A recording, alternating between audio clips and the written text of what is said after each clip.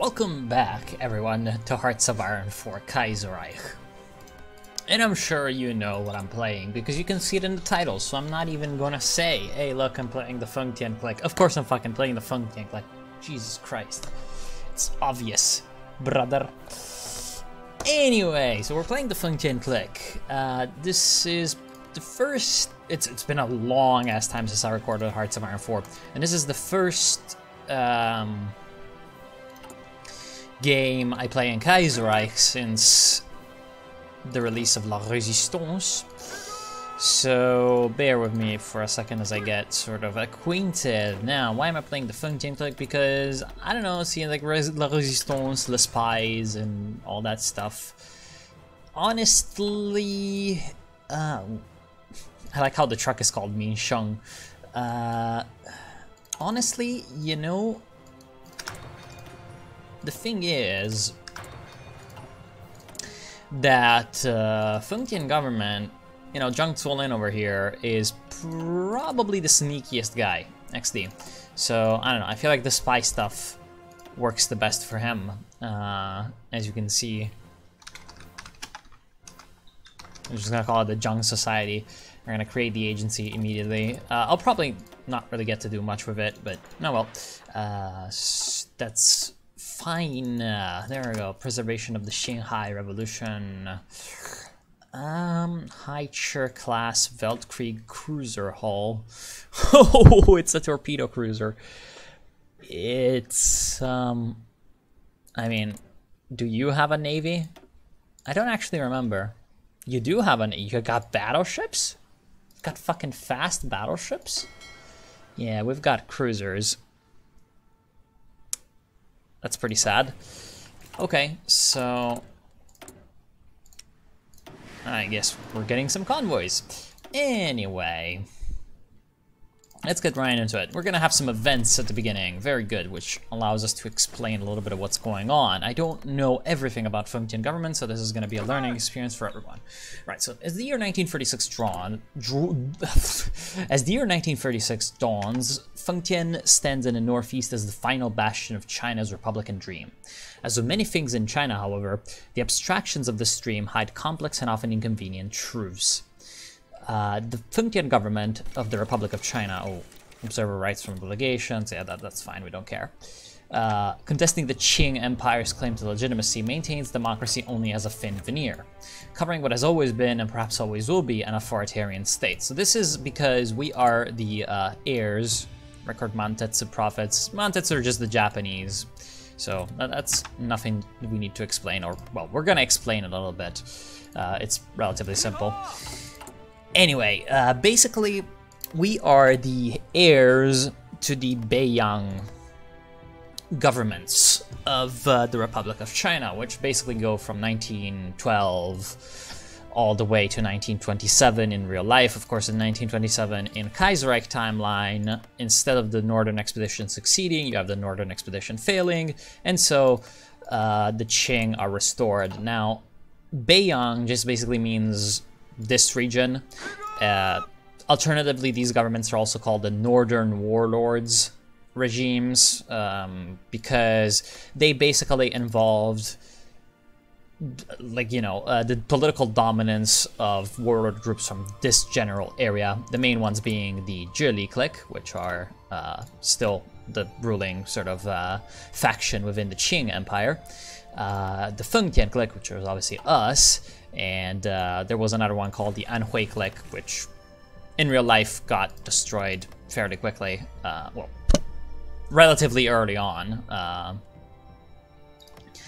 But yeah, basically it was these guys, but then other players such as Shanxi and the Guofangjun, or sorry, not the Guofangjun, the Guominjun, and a few others were just sort of hanging around. And obviously Sun Chuanfang down here in Nanjing. Basically, these regimes had the political institutions that were established at the beginning of the First Republic, which were, you know, relatively normal by 1920s standard, but they didn't care. So the assembly in Shenyang is widely regarded to be corrupt, power divided between autocratic generals, unscrupulous railway barons, and pan-Asianist ideologues with questionable motivations. That is because of the Japanese. who promote Pan-Asianism as a way to increase their power, basically saying, yes, all Asians need to unite, and guess who's there to unite them? It's Japan. Amid it all stands Grand Marshal Zhang Zuolin. His ambitions great, but limited by the stark realities of Qing's strength and Japanese power. For now, forced to walk a political tightrope between the two, and above the machinations of his own divided government. That is because we have a bunch of these random factions that we're gonna surely get to know in a little bit. The status quo cannot last forever, and if the right moment to strike south is not chosen soon, it may never come at all.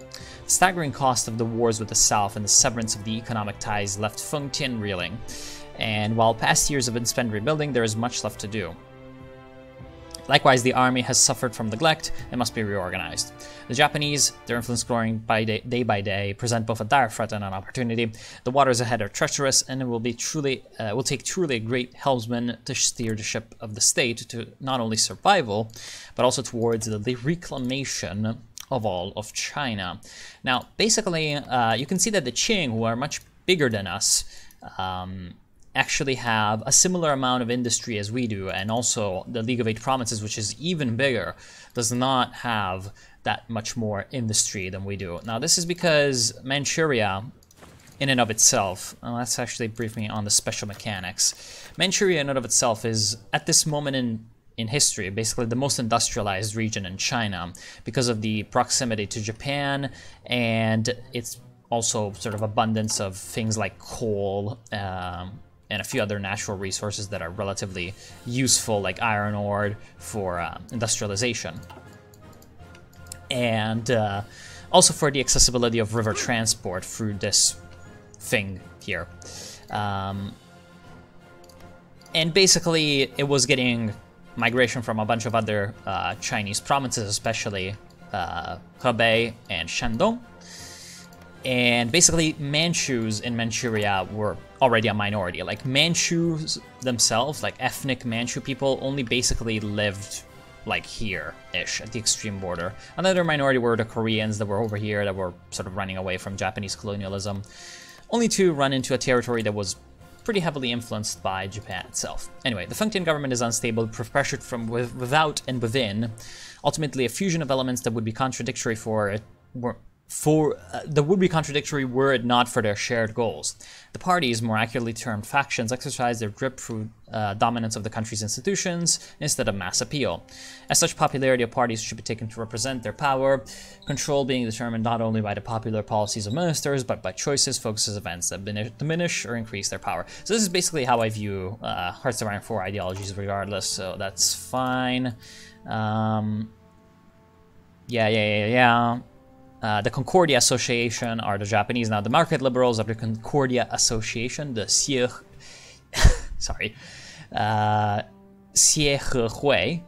or Xiehehui. Basically, yeah, Xiehe just means harmony, and Hui is an association. So these are the guys that are basically the syndicate of all the Japanese economic groups, and possibly even like intelligence organizations that operate in Manchuria. And possibly also the Guangdong army over here in Port Arthur. As their influence grows, it will lead to increasing bonuses to production, but at the cost of political power and autonomy. The rise of this influence is inevitable over time and should be viewed with caution. So brief me on the Japanese. The Japanese exercise their power in Fengtian for a series of treaties permitting them not only extraterritoriality, which means that basically a Japanese citizen that does something that's against our laws will be tried not by our laws, but by the laws of Japan. So basically, a Japanese, or, well, whoever is given, whichever nationality is granted extraterritoriality is, like a man from that nationality in our country is not in our country. It's like if legally he is in Japan. So you can imagine how, like, nationalists would be angry at this kind of thing, and this is, well, it comes up again and again in later imperial and early republican Chinese history. But also the right to live and work in Fengtian more or less as if they were citizens. While the Grand Marshals and others utilize a wide variety of means to slow and inconvenience the Japanese, their presence is necessary and the growth of their influence is inevitable. The primary institution responsible for this growth is the South Manchuria Railway Corporation, more commonly termed Mantetsu, which is what we were clicking away earlier. The profits from which in recent years have accounted for nearly a quarter of Japan's entire national budget. Now, this is actually true. This corporation, which controlled mostly the South Manchurian Railway, which ran from Changchun, actually no, from Harbin, all the way to Yingkou, which is this port. It doesn't have a name, but it's called Yingkou. And I think they also had an extension to Port Arthur, most likely. Yeah, I'm pretty sure about that. And basically, this railway, while it was a railway company, also controlled like all the mines and agricultural sort of companies that were operated by the Japanese around this area, basically throughout the entire area of the transit of the railway. So it was ridiculously profitable, essentially, because Manchuria, again, had cheap labor coming in from the rest of China and relatively good geography. So generally, cost of business, as it would be termed today, was low, and the potential for profits were pretty high because the position allowed it to export into Chinese market, into Korea, and into Japan. Like, for example, soybeans from Manchuria basically replaced native Japanese production, and a few others. Anyway, so the Japanese need Fengtian and what it represents. Its cooperation and the prospect of victory in the south offered to save Japan a great deal of time and money.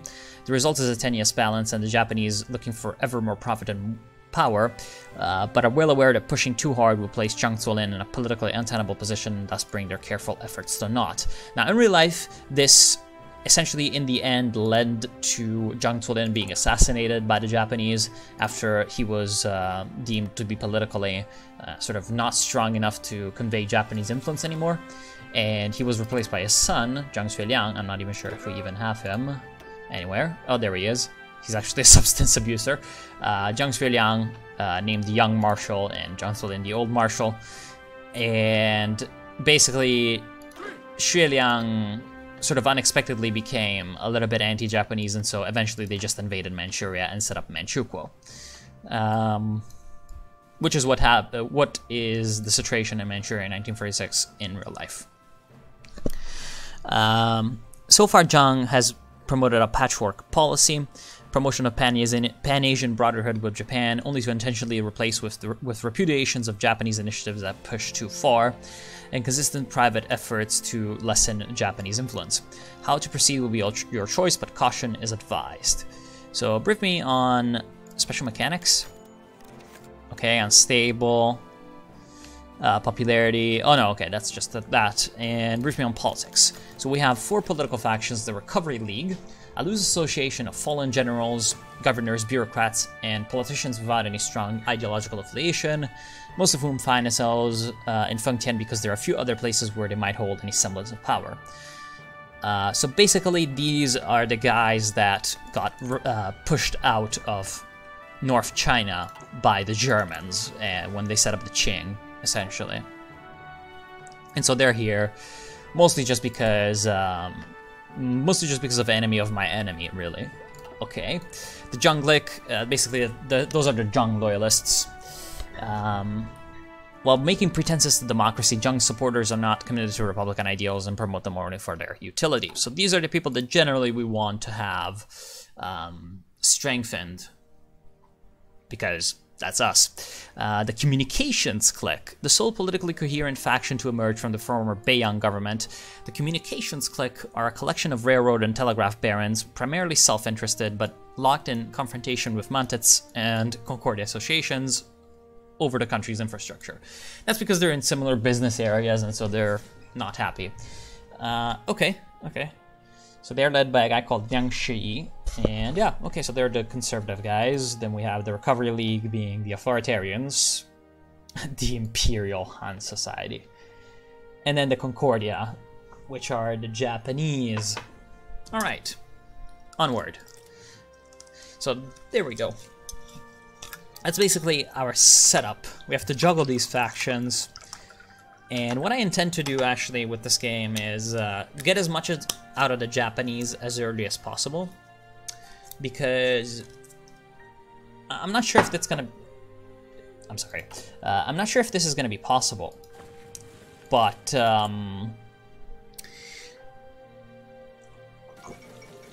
what I want to do, to sort of make this a little bit more challenging, is to fight the Japanese as early as possible. Now, I'm not sure if it's going to be possible to beat them out of Manchuria before we fight the Qing, or if it's going to have to come after. But I definitely want to fight them like as early as possible. All right. So how are... Okay. Heinous assassination in Shenyang. All right. On his way to government offices, a member of the Communications Clique was gunned down in public by what appears to be a Qing loyalist, recruited from among the Northeast's Manchu population. The Qing Empire has been known to recruit spies and assassins before, but some rumors suggest that this assassin was instead hired by members of the Concordia Association, locked in conflict with the communication, blah, blah, blah, blah. Oh, terrible loss. So basically, we're going to get these events that switch around the strength of the different factions. Okay, an opportunity arises. In the years since the Fengtian armies retreat beyond the Great Wall, a watchful eye has been kept on the south. The natural choke point created by the Xinhai pass, which is this one, Xinhai Guan, has always made it hard for the Zhili armies to get in, but equally difficult for our own to get out. Now, because basically, like, this is not well represented by Hearts of Iron 4, but, like, this northern area of the border with Qing is, like, not exactly great terrain. There's a lot of, basically, like, really sort of rugged hills. Not really mountains, but hills. And this pass, you know, by the seaside is basically the Thermopylae kind of thing, and you need to cross it. And this pass is like pretty like famous in Chinese military history. There's a bunch of great epic things that are connected to it. And yeah, this is basically pretty much, this border is running basically along the Great Wall. And yeah, that's basically it. The League is breaking apart. Unfortunately, we're not ready to begin our long-awaited campaign. There are outstanding issues in the Northeast to be settled, and it is not clear exactly what will become of the situation in the League. We must watch and wait for the right opportunity. Let us choose wisely. All right, so perhaps we should suppress the regionalism as early as possible. Required to remove regionalist sentiment, because right now we have regionalist sentiment. War support minus... there's worse. Okay. Actually, we are going to wait for that, and we're going to take Fuguo Qiangbing, which means, as it says over there, enrich the country and strengthen the army, which has been a slogan for, like, Asian reformationists, especially in Japan and China. Reformationists? Is that it? Reformists. Saying basically, yeah, we need to imitate the West, and that's gonna lead to Fuguo Qiangbing. And even today in China, if you read like what the Chinese government puts out, they're gonna talk about Fuguo Qiangbing. So this shit is basically all. It's basically just all-encompassing. And here it talks about, as you can see, obviously Meiji Japan and Guangxu era China, which was the 100 Days Reform, which is a thing that we don't have time to talk about. Anyway, rumors incite regionalist uproar. Oh, well, of course, as soon as I say that, the regionalism is not that nasty. Here comes the Dongbaek Party. Now, Dongbaek is the northeast. Dongbaek Party is not a political party in any real sense, and more a nickname applied by detractors to any espousing doubts about Zhang Zuolin's mission to reunite the country. So obviously, these people are saying that the priority should be Dongbaek, you know, the northeast, rather than the rest of China. All right. A significant number of local officials and bureaucrats, including school teachers, share this kind of skepticism and have begun organizing protests criticizing what they view as a costly and unnecessary war, essentially going south. Now, this is something that basically every warlord in Republican China had to deal with. Since their power bases were necessarily limited to, you know, single entities, really, that were often not that much bigger than either a province or a region that comprised several provinces. For example, you know, Yunnan plus Guizhou over here is Yongui. Sichuan itself both is a province and a region, but like, for example, another region, there goes the Qing hegemony, another region would be Shaanxi and Shanxi, which are two provinces, but it's just one region. And obviously each region has its own characteristics, and when the state centrally breaks apart, shouting Dongbei Weile Dongbeiren, or the Northeast for Northeasterners, protesters have gathered near the Grand Marshal's palace in Harbin, Sophia Square. Of course. If the whole of the Northeast cannot be united behind the Grand Marshal's dream to reunite all of China, then how can it ever be realized? So yeah, we're gonna need to deal with these guys. That's pretty annoying. Oh, and there goes the Shandong Clique. Marshal Wu Peifu backs Nanjing. Oh, okay, so... Alright, Wu Peifu backed Nanjing. That means that it's gonna placate the assembly and request a German bailout. Okay, so they're sticking to the Germans, essentially. And most likely that's gonna lead to, if the Nanjing Clique survives, they're gonna have a lot of pro-German Deutsche Asiatische loans and stuff like that. So, okay, this is starting to look pretty bad for our dreams of reuniting China without the Japanese. We're gonna need the Japanese to counter the Germans. In case, yeah, I'm on elite difficulty, by the way, so this is gonna be quite rough. Chen Xiaoyan of the Anqing Clique, our newly committed ally. Wait, what? Chen, you decided to stand with Zuolin and Japan. All right, so we gain a new ally, Anqing Clique. As well as Zhang Zuolin, who has long ago had good relationship with us. Can we send volunteers? We can send volunteers. We can get involved right away. That's really good, brother. That is really, really nice. One division of volunteers for each of these. That's good. Okay, cavalry not so good. So we're actually gonna send the infantry. One under Zhang Zuolin, my son. This feels like CK2, I guess. And one under Wen Fulin. Alright, we're gonna send my son to Zhongchang because he's a substance abuser, and so I bet he's gonna like Shandong. Yeah, I'll send another one to Chen. That's really nice. As well as Zhang Zuolin, who has long had good relationship with us and fought on our side a long time ago, do not have a good relationship. So these two guys don't like each other, apparently. Well, I mean, the Zhang Zuolin doesn't like someone is not weird. Wait, ease up conscription. Really? Ease up conscription? We start off with a... okay, whatever. Interesting. What makes matters worse is that Chen sees his Anqing Clique as the rightful ruler of all 5 provinces that made up the League.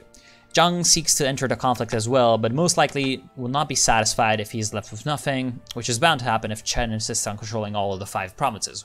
We will have to begin thinking of a solution because we will most definitely not want a war between our allies. I hope that ends well. Okay, so for now they're busy dealing with Nanjing, and they're not going to kill each other, hopefully. But I do know that Chen Tiaoyuan loves to declare war on Shandong like as early as possible, so we're going to need to think about that very soon. Oh, okay, we actually need to do this regardless. So, yeah, the Dongbei Weila Dongbei, you know, is going to have to go. Dongbei Weila Zhongguo. Which means the northeast for China. All right, enrichen the country and strengthen the army. Interesting.